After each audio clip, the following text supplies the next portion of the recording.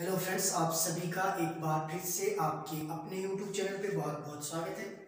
आज की वीडियो में हम वापस वही कंटेंट देखेंगे आपका जो मैंने लास्ट वीडियो में करवाया, हालांकि थोड़ा उससे ज़्यादा ही करेंगे क्योंकि जो पिछली वीडियो में जो है आवाज़ आपकी क्लियर नहीं आ रही थी। तो हम करेंगे 1858 से लेकर 52 तक।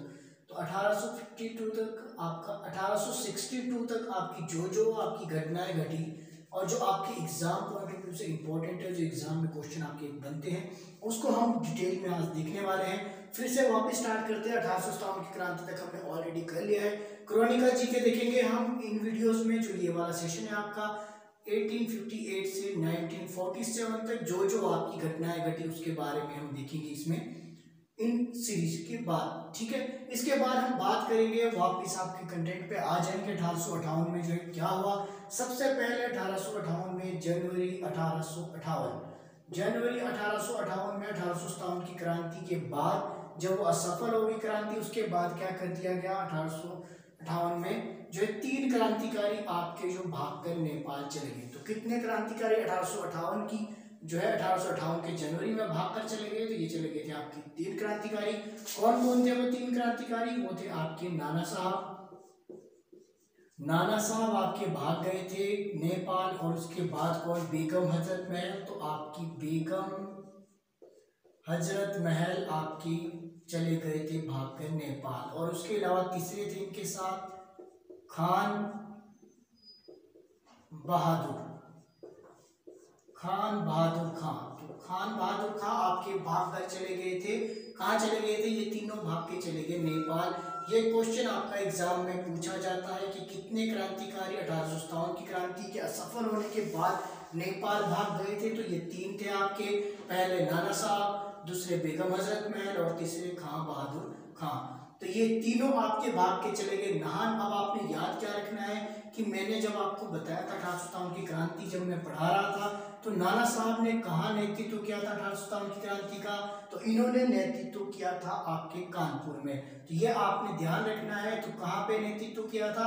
तो कानपुर में। तो कानपुर में किसने नेतृत्व किया? नाना साहब ने। याद कैसे रखेंगे? कानपुर का न उठाना है आपने और नाना का भी न 2 बार है। तो न क्या है? नाना साहब ने कहा किया? कानपुर में। इसके अतिरिक्त एक और लोग थे आपके कानपुर में। कौन थे इनके साथ? तो इनके साथ थे आपके तात्या टोपे। तो तात्या टोपे भी आपके कहाँ थे? तात्या टोपे तो ये भी आपके थे कानपुर में। तो इन दोनों ने नेतृत्व किया आपके कानपुर में। और अगर आपकी तात्या टोपे की पर्टिकुलर एक जगह पूछी जाए तो इन्होंने कहाँ नेतृत्व किया था 1857 की क्रांति का? तो इन्होंने किया था ग्वालियर में। तो आपने ध्यान रखना है, ग्वालियर में नेतृत्व किया था आपके तात्या साहब ने। अगर आपके पास ऑप्शन ग्वालियर नहीं है तो आप लगाएंगे तात्या साहब को कानपुर। तो ये आपने इतना सा फैक्ट इससे याद रखना है, आपने कंफ्यूज नहीं होना है। इसके बाद बात करते हैं बेगम हजरत महल। तो बेगम हजरत महल ने कहाँ नेतृत्व किया था? बेगम हजरत महल ने नेतृत्व किया था आपके लखनऊ में। तो लखनऊ में किसने नेतृत्व किया? तो बेगम हजरत महल ने। अब आप इसको याद कैसे रखेंगे? लखनऊ में कैसे किया? तो लखनऊ में कौन रहता है? लखनऊ में रहते हैं आपके नवाब। तो नवाब कहाँ रहते हैं? तो नवाब रहते हैं आपके लखनऊ में। और नवाबों के घर नहीं होते, नवाबों के क्या होते हैं? नवाबों के होते हैं महल। तो नवाब कहाँ रहते हैं? महल में। तो किसने किया था? बेगम हजरत महल। तो ये आपका बिल्कुल सही होगा। तो 1857 की क्रांति का विद्रोह बेगम हजरत महल ने कहाँ किया? तो लखनऊ में। क्योंकि लखनऊ में कौन रहते हैं? नवाब। और नवाब से याद रखना कि नवाब कहाँ रहते हैं? महल में। तो बेगम हजरत महल ने नेतृत्व किया आपके लखनऊ में। इस तरह आप इसको कोरिलेट करके याद रख सकते हैं तो आपको आसानी होगी। अच्छा, इसके बाद बात करते हैं बहादुर खान ने। बहादुर खान ने कहाँ नेतृत्व किया 1857 की क्रांति का? तो इन्होंने नेतृत्व किया था, ब उठा देना है तो ब से बनेगा आपका बरेली। तो बरेली में किसने 1857 की क्रांति का नेतृत्व किया था? तो ये किया था आपके बहादुर खान ने। तो इतना सा फैक्ट आपने इसके रिलेटेड याद रखना है। अच्छा, एक और बात ब से आपका याद आया, बिहार में किसने नेतृत्व किया था? मुझे ये बताना भूल गया था। तो बिहार में जो नेतृत्व किया था 1857 की क्रांति का किसने किया था? तो ये किया था आपके कुंवर सिंह ने। तो ये आप नोट डाउन करके चलिए। तो कुंवर सिंह ने कहाँ नेतृत्व किया था? आपके बिहार में। अगर आपके बिहार की एक पर्टिकुलर जगह पूछी जाती है वो है आपकी जमशेदपुर। तो जमशेदपुर में नेतृत्व किया था कुंवर सिंह ने। जमशेदपुर। तो जमशेदपुर में किसने नेतृत्व किया 1857 की क्रांति का? कुंवर सिंह ने। अगर आपके पास कुंवर सिंह ऑप्शन नहीं है और आपसे पूछा गया बिहार में नेतृत्व किसने किया, तो एक और व्यक्ति थे, वो कौन थे? आपके अमर सिंह। तो अमर सिंह ने भी आपके कहाँ नेतृत्व किया? तो ये भी किया था आपके बिहार में। आई होप आप इसमें कंफ्यूज नहीं हो रहे हो, तो आप इसको ध्यान से देख लीजिए। बिहार में नेतृत्व किया अमर सिंह ने, और किसने किया? कुंवर सिंह ने। अगर आपसे पर्टिकुलर कुंवर सिंह पूछा जाता है या ऑप्शन में दिया जाता है जगदीशपुर में, जगदीशपुर होगा ये, जगदीशपुर में किसने नेतृत्व किया 1857 की क्रांति का? तो ये किया था आपके कुंवर सिंह ने। तो ये आपका बिल्कुल सही हो जाएगा। तो आपने इसमें कंफ्यूज नहीं होना। तो ये तीनों क्या है, 1857 की क्रांति जब असफल हुई उसके बाद ये तीनों भागकर कहाँ चले गए? तो ये तीनों भाग के चले गए थे आपके नेपाल। हम बात कर रहे हैं अभी 1858 की। तो 1858 में इतनी सारी घटनाएं घटी, कब की है ये? तो ये सभी आपकी जनवरी की है। और बाकी जो विद्रोह है, विद्रोह का केंद्र कहाँ कहाँ रहा, ये आपको मैंने बता दिया। 1857 की ये हम बात कर रहे हैं इनके केंद्र की। बाकी जो जनवरी में भाग कर ये तीनों चले गए थे आपके नेपाल। इसके अलावा क्या होता है, इसके बाद होता है आपके जो है सेना के पुनर्गठन के लिए एक आयोग जो है बिठाया जाता है। तो किसके द्वारा बिठाया जाता है, ये आपसे पूछा जा सकता है। तो सेना का जो पुनर्गठन किया गया, तो ये ईस्ट इंडिया कंपनी या फिर बाद में जो ब्रिटिश क्राउन की घोषणा के बाद जो ब्रिटिश सम्राट द्वारा जो है एक आयोग लाया जाता है, उस आयोग का नाम है पील आयोग।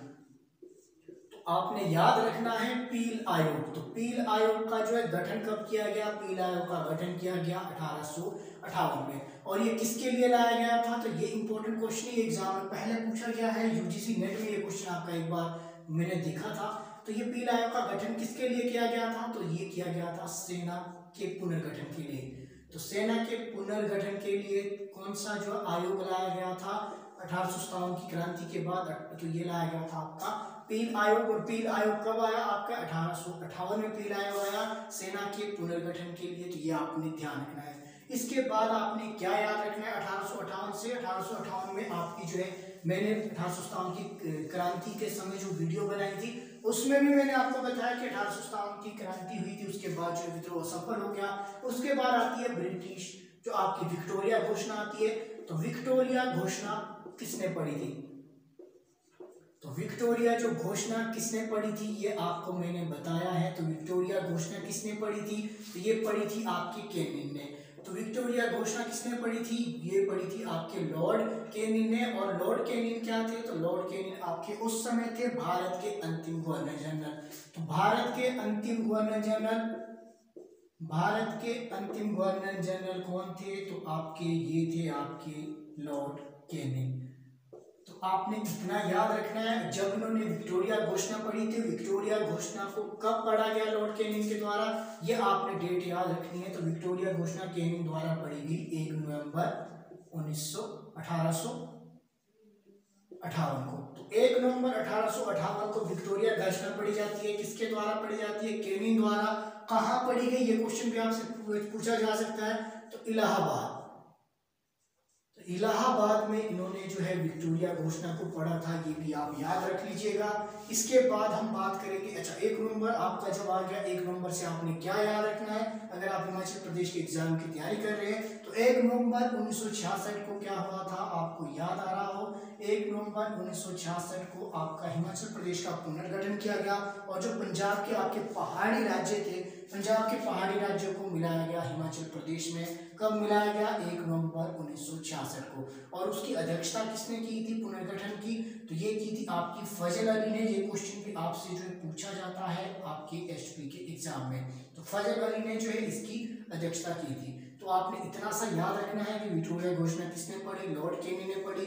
जिसके बाद क्या होता है कि जो ईस्ट इंडिया कंपनी का अंत हो जाता है। तो ईस्ट इंडिया कंपनी का अंत कब हुआ? आपके 1858 में। कई लोगों को क्या लगता है, कई स्टूडेंट्स को लगता है कि 1947 में आपका जो है ईस्ट इंडिया कंपनी का अंत हुआ, जो कि गलत है। तो ईस्ट इंडिया कंपनी का अंत हुआ था आपके 1858 में। इसके बाद जो शासन किसके हाथ में चला जाता है? ये चला जाता है ब्रिटिश क्राउन। तो अब सीधा जो शासन कौन कर रहा है? ब्रिटिश क्राउन कर रहे हैं आपके शासन, यानी कि ब्रिटिश सम्राट। तो ब्रिटिश सम्राट जो है आपके कौन कर रहे हैं शासन? अब कर रहे हैं आपके डायरेक्ट ब्रिटिश सम्राट। और इन्होंने क्या है, गवर्नर जनरल का नाम बदल कर रख दिया है अब वॉइसरॉय। तो पहले वॉइसरॉय आपके कौन थे? फर्स्ट वॉइसरॉय कौन थे आपके? तो ये थे आपके लॉर्ड कैनिंग। तो ये आपने इतना सा फैक्ट इससे याद रखना है। इसके बाद आपका क्या होता है, इसके बाद आप देखेंगे कि 58 की बात कर रहे हैं तो 58 में और क्या हुआ आपका, तो 58 में आपका इसके बाद होता है, आपने सुना होगा रुडोल्फ डीजल का नाम। तो रुडोल्फ डीजल का नाम आपने सुना होगा।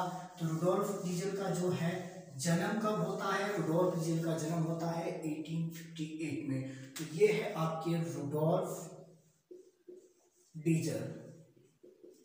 तो रुडोल्फ डीजल का जन्म कब हुआ आपके, तो ये हुआ आपके 1858 में। तो ये कौन थे, डीजल इंजन का आविष्कार किया था, किसने किया था, रुडोल्फ डीजल ने। तो ये कहाँ के इंजीनियर थे, तो ये आपके जर्मन के थे। तो ये आपने याद रखना है, जर्मन के इंजीनियर थे आपके रुडोल्फ डीजल। इनका जो जन्म होता है आपका 1858 में, 8 मई आपकी इसकी डेट है, ये भी आप याद रख सकते हैं। तो 8 मई को इनका जो है जन्म होता है। तो 1858 से इतने ही फैक्ट आपके इंपॉर्टेंट है। अब आगे देख लेते हैं आपका 1859 में क्या क्या हुआ। तो 1859 में क्या क्या हुआ ये आप देख लेते हैं। सबसे पहले बात करेंगे 1859 की। इंपॉर्टेंट डेट आपकी 1859, क्यों, एक आंदोलन होता है। तो वो आंदोलन किसके विरोध में था, तो याद करो, नील आंदोलन। आप सभी ने पढ़ा होगा नील आंदोलन। तो नील आंदोलन कब हुआ आपका, नील आंदोलन हुआ था आपका 1859 को। तो नील आंदोलन कहाँ हुआ था, ये आपसे क्वेश्चन पूछा जा सकता है। नील आंदोलन हुआ था आपके बंगाल में। तो ये याद रखना है। तो नील आंदोलन कहाँ हुआ, बंगाल में। तो बंगाल के किस जिले में हुआ, अगर जिला पूछा जाए तो बंगाल के नादिया जिले में। याद रखना, नील आंदोलन कहाँ हुआ, बंगाल में। ठीक है, कब हुआ, 1859 को। इतना सा आपको क्लियर हो गया। उसके बाद आपने लिखना है कि बंगाल में कहाँ हुआ, किस जिले में हुआ, बंगाल के नादिया। तो बंगाल के नादिया जिले में हुआ। अगर आपसे पूछा जाता है बंगाल के नादिया जिले के किस गांव में हुआ, तो आपने बताना है गोविंदपुर। तो गोविंदपुर गांव में आपका जो है नील आंदोलन हुआ था। और इंपॉर्टेंट क्वेश्चन क्या बन जाता है कि नील आंदोलन जो हुआ था इसको किसके खिलाफ किया था, तो किसके विरोध में किया गया था नील आंदोलन, ये किया गया था नील बागान मालिकों को। तो नील बागान मालिकों के खिलाफ था ये आपका, ये विरोध में था। तो ये आपने इतना सा याद रखना है। साथ ही क्या क्वेश्चन पूछा जाता है, एक क्वेश्चन ये भी पूछा जाता है कि नील आंदोलन किसने शुरू किया। तो नील आंदोलन 2 भाइयों ने शुरू किया था। उन दोनों भाइयों के नाम है आपके विष्णु विश्वास, एक का मुझे याद आ रहा है, दूसरे का क्या नाम था, दिगंबर, दिगंबर विश्वास और विष्णु विश्वास। दिगंबर विश्वास और विष्णु विश्वास, इन दोनों ने आपका शुरू किया था नील आंदोलन। तो ये दोनों भाई भाई थे। जब आपको ये याद आ गया कि 2 भाई थे जिन्होंने नील आंदोलन शुरू किया, कब किया, 1859 में किया था। अब आपने 2 भाइयों से, आपको अगर याद आ रहा हो हिस्ट्री में, आपने कोई ऐसा साम्राज्य पढ़ा हो जिसकी स्थापना 2 भाइयों ने की थी, तो आपको याद आ रहा हो अगर विजयनगर, तो विजयनगर राज्य, विजयनगर साम्राज्य की स्थापना किसने की थी, तो ये भी 2 भाई भाई थे। कौन थे वो, हरिहर और बुक्का। इस तरह से अगर आप रिलेट करके चलेंगे क्वेश्चन आंसर, तो आपको जो है ज्यादा याद रखने में परेशानी नहीं होगी। तो 1859 में ये इंपॉर्टेंट था। नील आंदोलन हुआ बंगाल में हुआ। बंगाल में कहा हुआ, नादिया जिले में। नादिया जिले के गोविंदपुर गांव में। किन दोनों ने शुरू किया, तो भाई भाई थे, विष्णु विश्वास और दिगंबर विश्वास। किसके विरुद्ध था, तो ये नील बागान मालिकों के विरुद्ध था। तो ये आप देख सकते हैं, नील बागान मालिकों के विरुद्ध था। तो इतना आपके लिए इससे काफी होगा।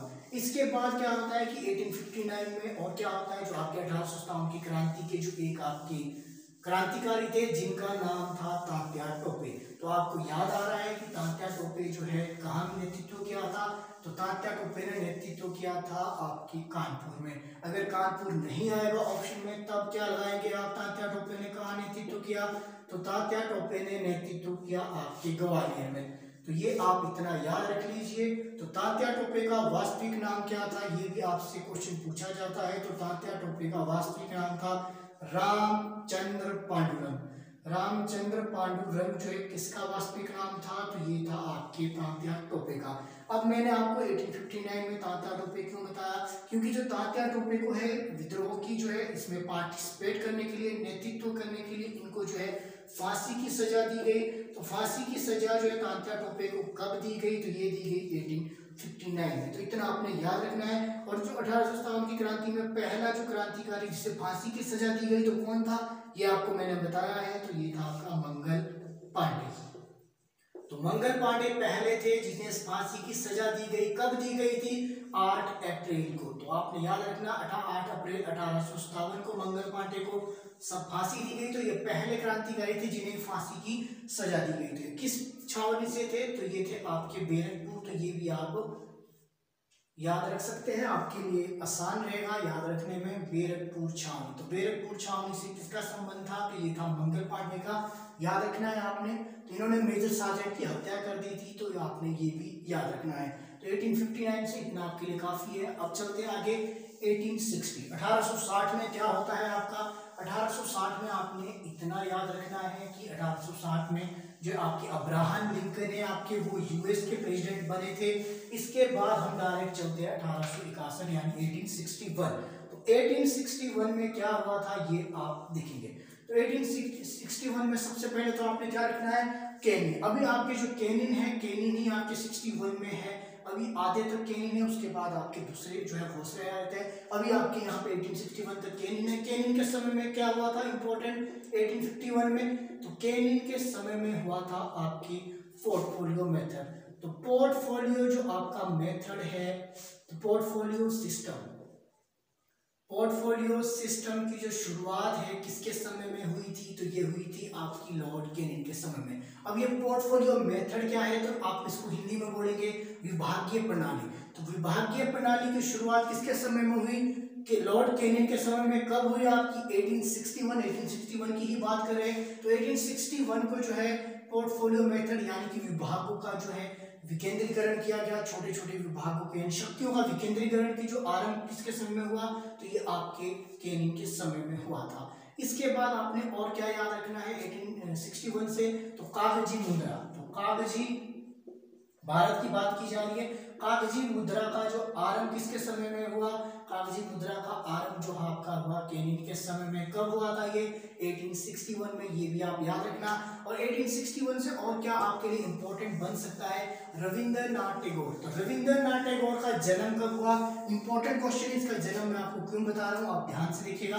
तो रविंद्रनाथ टैगोर का जन्म होता है 1861 को, रविंद्रनाथ टैगोर। तो रविंद्रनाथ टैगोर का जब नाम याद आता है आपको याद आ रहा होगा जो भारत का राष्ट्रीय गान है किसने लिखा था, राष्ट्रगान किसने लिखा, राष्ट्रगान लिखा है आपका भारत का रविंद्रनाथ टैगोर ने। इंपॉर्टेंट फैक्ट है। इसके अलावा भारत के सिवा और किस देश का राष्ट्रगान लिखा था इन्होंने, तो बांग्लादेश। तो बांग्लादेश का राष्ट्रगान भी किसने लिखा है, तो ये भी लिखा है आपके रविंद्रनाथ टैगोर ने। और एक और इंपॉर्टेंट फैक्ट आपने याद रखना है, जो बांग्लादेश का जो राष्ट्रगान है, राष्ट्रगान जो आपका बांग्लादेश का है वो विश्व का सबसे लंबा, तो विश्व का सबसे लंबा राष्ट्रगान किस देश का है, तो ये है आपके बांग्लादेश का। किसने लिखा था, रविंद्रनाथ टैगोर ने।